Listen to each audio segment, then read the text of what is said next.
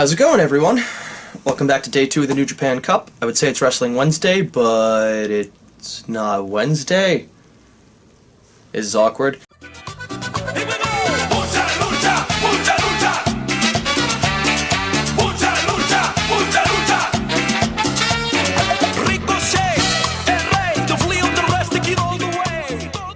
We'll jump right into it. It's day 2 of the New Japan Cup, 2016, obviously. Day 1 of New Japan Cup was really good. We had 2 great matches from the show. Yeah, it was a pretty good show. All in all, it was an enjoyable 3 hours to sit through. This one was 2 and 18, which I thought was interesting. I guess it's because we have a lot of the tournament matches are done, so it's basically the 3 or 4 major matches that we had to do. I think it was 4. 4 major matches we had to take care of tonight, and the rest we could just fill with tag matches, so it didn't have to really equate to 3 hours. That being said, if this review is a little short, it's because this was a 2 and change pay-per-view instead of 3. We'll start off with David Finlay versus Jay White. Welcome to half of every pay-per-view's first match. Jay White and David Finlay are... I don't know if it's because they're Gaijin, I don't know if it's because they're Lions, I don't know if it's because they're new. They're not too new, because I know they go back at least a nice amount of pay-per-views, at least.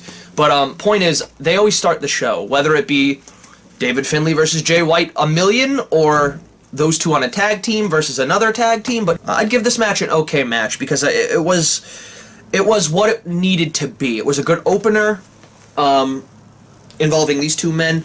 I feel like these 2 don't normally get this loud of reaction from the crowd, which isn't saying a lot, because the reaction was a lot quieter than most of the other superstars, but in this specific pay-per-view, in this specific, I guess, region of Japan, they seem to get some nice pops compared to what they usually get. Couple moves I really liked in this match where Jay turns a sunset flip, I believe it was a sunset flip, into a Boston Crab. Beautiful transition, rolls over, gets him in the position, then steps over, grabbing the legs, and sinks down. We're in a day where a lot of these moves are boring to watch, or they're, like, hit often, so it loses impact. To kind of fix that, why don't we just try transitions like this? I mentioned one for Katsuyori Shibata in the last review, this one by Jay White, we'll get another one later tonight. These transitions are how you make things feel fresh. Not new, but fresh. And the only way he taps is if Jay takes all of his weight, takes his, yes, these are my pads, takes his leg, puts it on the back of his head, sort of like a lion tamer, and just sinks backward. For those of you wondering why I'm wearing my pads, you're the weird ones. The next match of the night, we have Yujiro Takahashi and Cody Hall versus Tanahashi and Juice. Juice Robinson, you might know him better as CJ Parker from NXT. He's doing a lot better in NJPW, and I don't know, I have a newfound respect for I was almost gonna say CJ Parker, for Juice. He's got charisma, man. He's got some real, energy. He's got some good juice stored up. I'm not gonna say the person's name, but it looks like Juice just stole your gimmick, bro. I will give you a hint.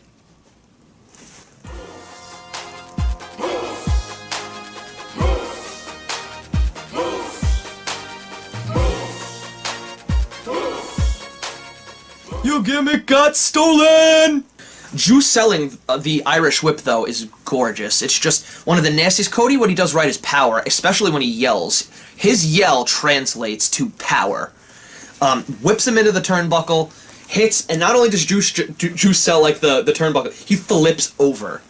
So he oversells, but to a degree where it's actually kind of comedic and at the same time kind of awesome. Tanahashi in this match hits his top rope senton, where he's on the second rope. It's not really a top rope then. He hits the second rope senton, and oof. I've never seen a senton where it's just... that guy's dead. The way he lands, like when you see most people do a senton, you see like they kind of roll over the guy.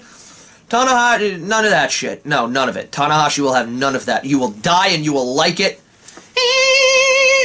Dead weight smacking onto another person. You see the way he lands is not rolling. It's flat. Sometimes you see he lands on his shoulder area more so than the guy, but it's still... boof.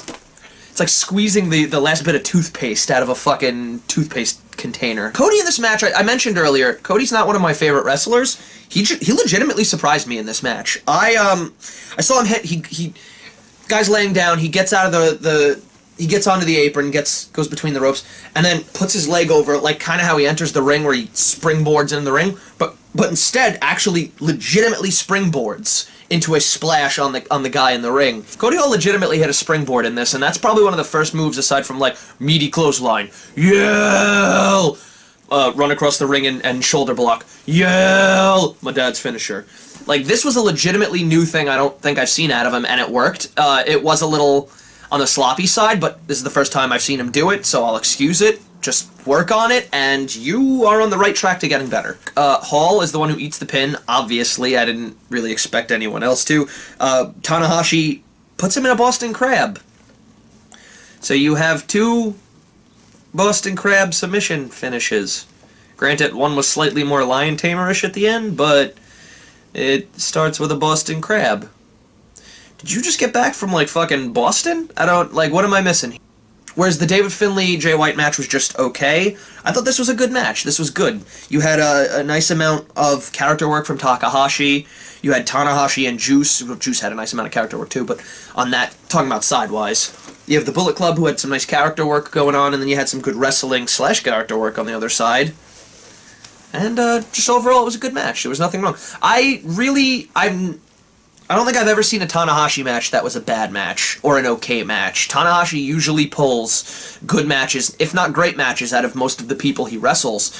That just goes to show you he is a one-in-a-century talent. Next match is actually a 5-man tag match, which... There was a line I said in my last review, and it was, tag matches are great if they have the right amount of people, and the right people in them. And this is what I mean.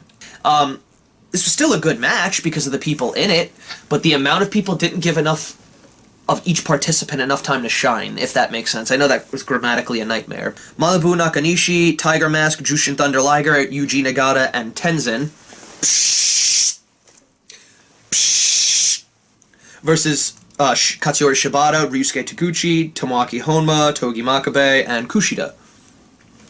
Taguchi and Tiger Mask, they have this thing. Taguchi is we haven't really touched upon him yet, nor have we had Tiger Mask. But, Taguchi is a very good comedic wrestler, sort of like, Yano Toru. Yano Toru! Similar to him, he's just very good at comedy. He's got precise comedic timing, is really what I'm trying to say. Taguchi enters the ring, squares off with Tiger Mask, who's getting another anime, by the way, and I think I saw Okada in the announcement, which would be awesome. They just start running the ropes, and then you see Taguchi, as he's running the ropes, look to the other rope, and then just start running that way, to which Tiger responds. And it's just a really good... You haven't seen stuff like that in a while, unless you play the games, because then in which case, me and my friend personally do that shit all the time. The match is just fucking chaos, though. This is why I don't really like 5-man tag matches. It's organized, slightly organized chaos. It's you two will probably have a little time, and you two will have a little time, and just work it out. And then when you get in there, whatever happens, happens. Shibata hits the penalty kick on Manabu for the win, and it looks like they're setting up for this Friday is the 3rd night and the final night of the NJPW Cup, the New Japan Cup, and it looks like they're setting up for the never title Nagata-Shibata, which... If this match has shown me anything, I'm down for. That's pretty much it for that match. It was an okay match. It was a good match. So far, we've got an okay, a good, and I'd say another good. So their structure as far as this pay-per-view is a little bit better than the next one. I don't see any downgrades so far. The next match is another tag match, and that's Evil and Bushi versus Yoshihashi and Okada with Gedo! If anyone's wondering why everyone loves Gedo, Okada pretty much single-handedly turns this match around. I brought it up last review, there's not much for Yoshihashi, and I still don't see much for Yoshihashi. Fale had 2 good matches in a row. Cody impressed me tonight. Yoshihashi, man. Other than the fact that you're a fan of Journey to the West, I need a little more. When you're coming out, I want to go, oh, Yoshihashi, I'm gonna get this. And I don't have a this to correlate you with. Shibata correlate with kicks and sternness, and being the wrestler, the father of wrestling. Not literally the father of wrestling, the stern dad is what I mean. But that, you have Okada, you assume him with, like, the gangster, the rainmaker, the money guy. You have something to really push each person with. Even Goto, Like that kick-ass music and some of the best finishers I've seen, that beautiful finisher. Like, you can correlate something with everybody. I really don't have anything to correlate Yoshi with. We see a Bushi-Rooney instead of a hip-up, which looked amazing. Bushi impresses me more and more every day. I want more singles stuff out of him. Give him a title run or something, like a serious title run. Ends with Rainmaker on Bushi. Rainmaker on Bushi. Giving Chaos, which is this side, the win. And Chaos, if you don't know, is another faction, sort of like Bullet Club. NJPW tends to work on factions. So Yano Toru versus Kojima. At Kojima. Not Hideo, because that would just be awkward as fuck.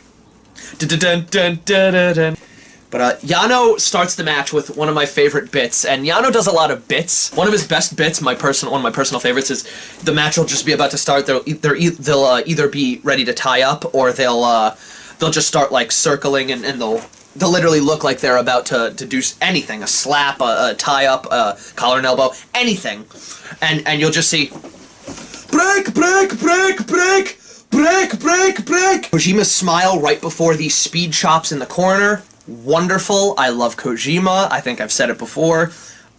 His lariat is disgusting. His speed chops are priceless, and he has the most overphrased. Yano Toru consistently does a low blow in his matches, and Kojima gets low blowed, and you see him fighting the pain, but before delivers his lariat, and then they both sort of sink to the ground. One dead weight, the other holding his stomach. That travel up is the worst, man. So that gives Yano Toru a buy into the actual tournament, into the final day, which is surprising to me.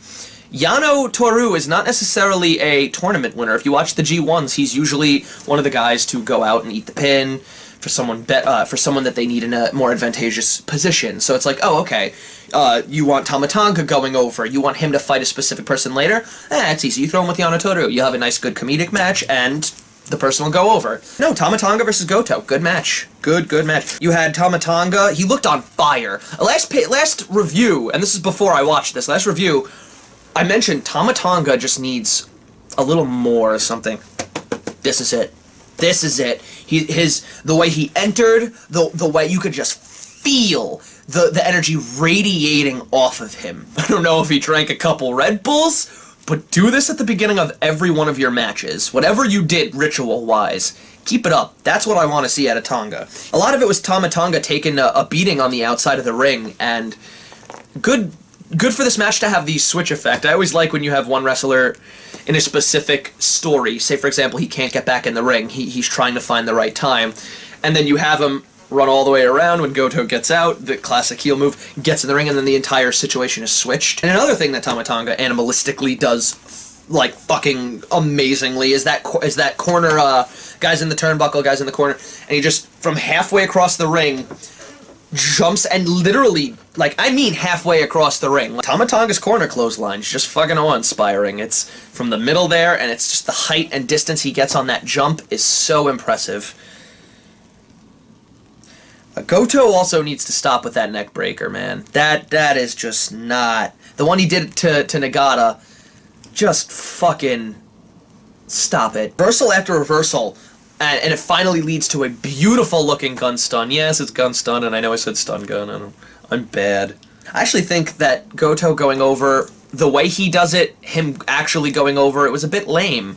Tonga really showed a lot, and you also had the whole Bullet Club thing that I mentioned, where you're showing that these guys are a force, and then to have Tonga lose to Goto, I'm not exactly a fan of. Okada comes out to shake Goto's hand, and nope. Taking handshaking lessons from Tenzan over there. Wanna shake my hand? Nah, go fuck yourself. Bad Luck Fale versus Michael Elgin. This was a great match. For me, this was a great match. And yes, I just said it. Bad Luck Fale, for me, since I don't really like him, was in a great match. I have to start looking at him differently now. 2 matches in a row and 2 pay-per-views back-to-back, especially night after night. He's impressed the shit out of me, so just gotta say when I'm wrong. I've been wrong. Weird seeing Elgin being overpowered in this match, because a lot of, from the opening lockup, the collar and elbow lockup, the tie-up, all the way to the suplex reversal. He's going for the suplex, can't get it. It makes sense with Fale. I'm not saying it's weird as in, he shouldn't be getting overpowered. Look at the guy, he's a house! That's what Fale stands for! It's weird. It's weird. I might be alone. If there's any ROH fans that watch, I'd like to get your opinion. Isn't it weird seeing this guy get manhandled?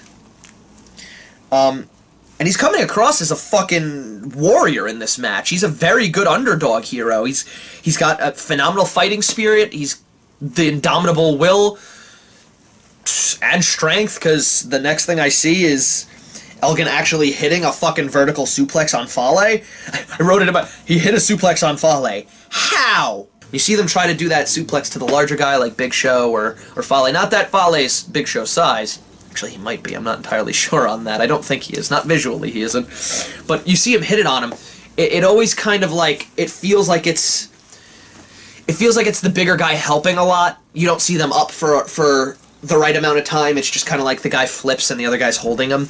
In this, you very clearly see vertical suplex, motherfuckers, and then he goes back. Like, he actively takes his time, and it really looks like a beautiful... It looks like he did it himself, too. It was unlike other ones, there was no help from Fale as far as visually.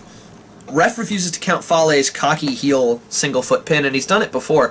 If the ref refuses to count that, it's just, no. Why do you keep doing it? Count! No, he's not going to.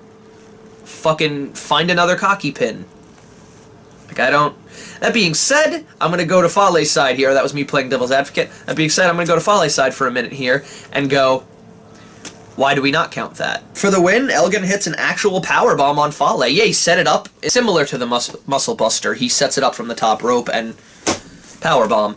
And even though it was set up from the top, and the setup, that was the only... I almost gave this match a good match. I was generous in giving it a great.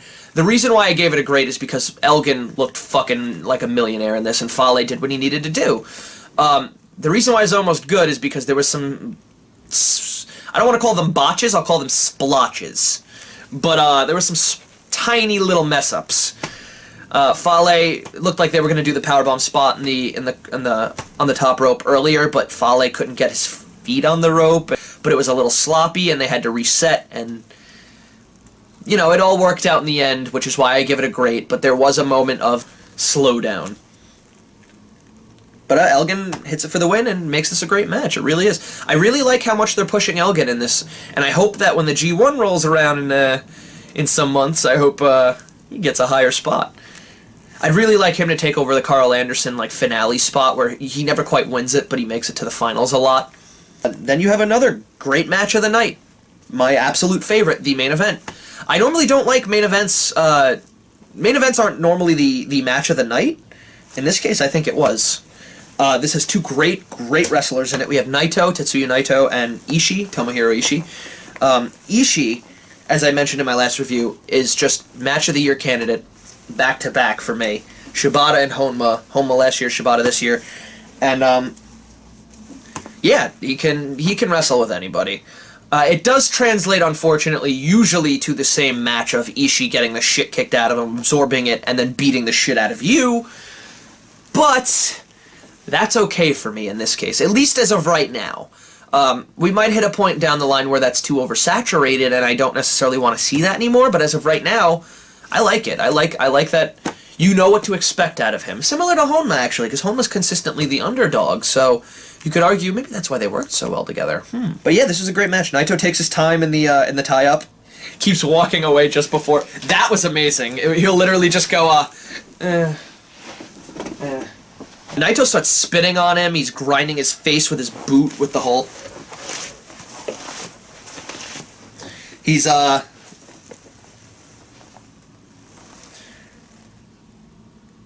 slapping him disrespectfully multiple times throughout this match. And that's just the thing. Naito, in this match, really showed it. He ain't fucking scared of anybody. He's gonna be an asshole to everyone.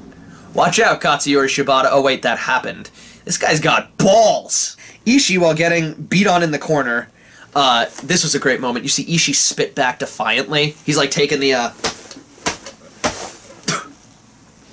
and then continues to get beat on. With Ishii on the inside and Naito on the apron, Ishii delivers one of the most violent-looking lariats I've ever seen, and it turns fucking Naito inside out. Just fucking... Ugh. Naito winds up getting clotheslined, flipping, landing like on his head and shoulder area, and it's just disgusting. And it's on the apron where the metal is. Be safer. Avalanche vertical suplex to Naito. Ishii held it for a few seconds as well. Gorgeous. Naito with a beautiful bridging German back to Ishii. Gorgeous. Ishii hits a German later in revenge. Just the moves in this match looked more vicious than normal because they actually made this main event feel like a main event. Maybe that's my problem with a lot of main events. A lot of people like boast main event status, like with like Randy Orton and John Cena, but like how many times have we seen that? It's nothing exciting, so it's not a main event. You know what I mean? This feels like a main event. Multiple lariats in this match, not just the one on the outside. There was one later as well that they just keep flipping Naito. It's so brutal. I believe I remember, I don't know if it was after the clothesline or after the corner hits, but there's one point where Ishii just looks at him and just goes, "Doshite, Naito." Like, what's the matter, Naito? Like really?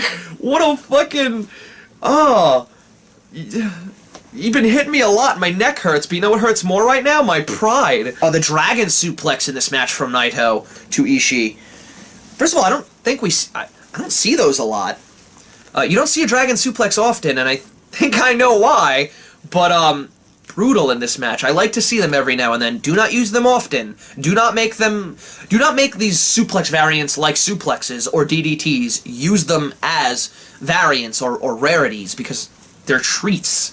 Make them feel special. Make them feel dangerous. Naito sort of botches the Destino attempt. Yeah. It wasn't, like, he tries to get over, he can't quite gain it. I don't know if that's on Ishii for not being able to lift him, or on Naito for not being able to get it, his core strength. It might be either to get over. But either way, it was a little sloppy. Right before that, though, Naito kicks out of the sliding clothesline, Ishii's finisher, which was a great surprise. That was a good false finish. I truly thought that was the end. And then, nope! And redeems it by reversing a vertical suplex into the latter end of the Destino, which is just the sink down part, but still, to start from up here and to end sinking down, turning around, like your whole body has to turn around, and then sinking down and is it racist I have Tajiri out there? Also, that doesn't even look like, I'm gonna take the time, I'm gonna destroy this set, slightly break. Does this look like Tajiri to you? Am I the only one who thinks it's the most like racist thing in the, first of all, look at that smile. Overall, two good nights, two decent nights. We haven't hit a bottom yet for this, and I don't think we're gonna on the third night since it's the finale, but good New Japan Cup so far, and probably going to be an even better one in the finale. I guess that's it. I'll wrap it up there. Thanks for joining us this week. This has been the New Japan Cup Day 2, 2016. If you can, click that little arrow in the little bar below. You'll see it open up. You'll see what we're doing next week. And, yeah. Naito! Ishii!